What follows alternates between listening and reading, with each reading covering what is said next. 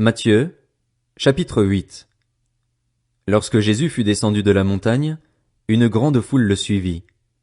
Alors un lépreux s'approcha, se prosterna devant lui et dit, « Seigneur, si tu le veux, tu peux me rendre pur. » Jésus tendit la main, le toucha et dit, « Je le veux, sois pur. » Aussitôt il fut purifié de sa lèpre.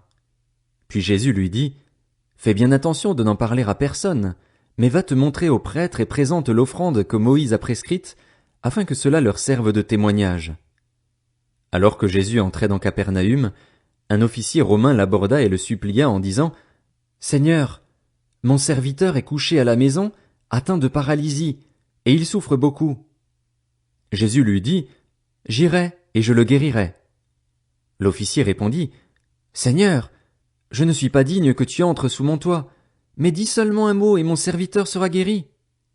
En effet, moi aussi je suis un homme soumis à des supérieurs, j'ai des soldats sous mes ordres, et je dis à l'un, pars, et il part, à un autre, viens, et il vient, et à mon esclave, fais ceci, et il le fait. » Après l'avoir entendu, Jésus fut dans l'admiration, et il dit à ceux qui le suivaient, « Je vous le dis en vérité, même en Israël je n'ai pas trouvé une aussi grande foi. Or, je vous le déclare, beaucoup viendront de l'Est et de l'Ouest et seront à table avec Abraham, Isaac et Jacob dans le royaume des cieux. Mais ceux à qui le royaume était destiné seront jetés dans les ténèbres extérieures, où il y aura des pleurs et des grincements de dents. » Puis Jésus dit à l'officier, « Vas-y, et sois traité conformément à ta foi. » Et au moment même le serviteur fut guéri.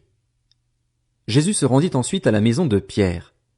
Il vit la belle-mère de celui-ci couchée, avec de la fièvre. Il lui toucha la main et la fièvre la quitta. Puis elle se leva et le servit.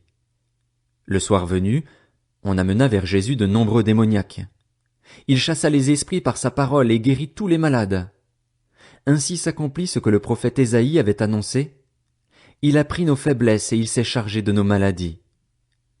Voyant une grande foule autour de lui, Jésus donna l'ordre de passer de l'autre côté du lac.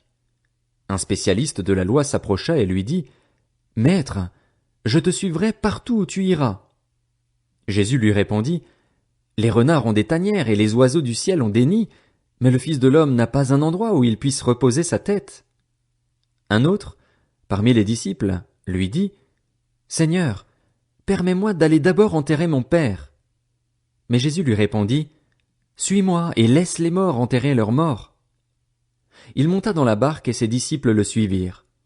Soudain, il s'éleva sur le lac une si grande tempête que la barque était recouverte par les vagues. Et lui, il dormait.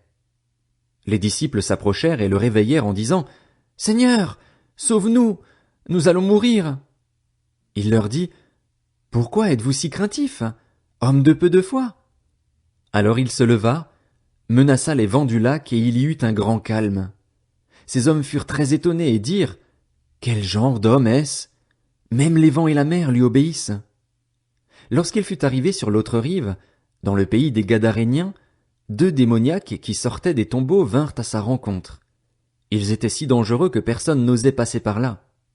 Et voilà qu'ils se mirent à crier, « Que nous veux-tu, Jésus, Fils de Dieu?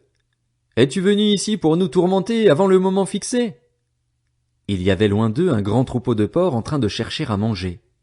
Les démons suppliaient Jésus, « Si tu nous chasses, permets-nous d'aller dans ce troupeau de porcs. » « Allez-y, » leur dit-il. Ils sortirent des 2 hommes et entrèrent dans les porcs. Alors tout le troupeau se précipita du haut de la falaise dans le lac, et ils moururent dans l'eau. Les gardiens du troupeau s'enfuirent et allèrent dans la ville rapporter tout ce qui s'était passé et ce qui était arrivé aux démoniaques. Alors tous les habitants de la ville sortirent à la rencontre de Jésus et, dès qu'ils le virent, ils le supplièrent de quitter leur territoire.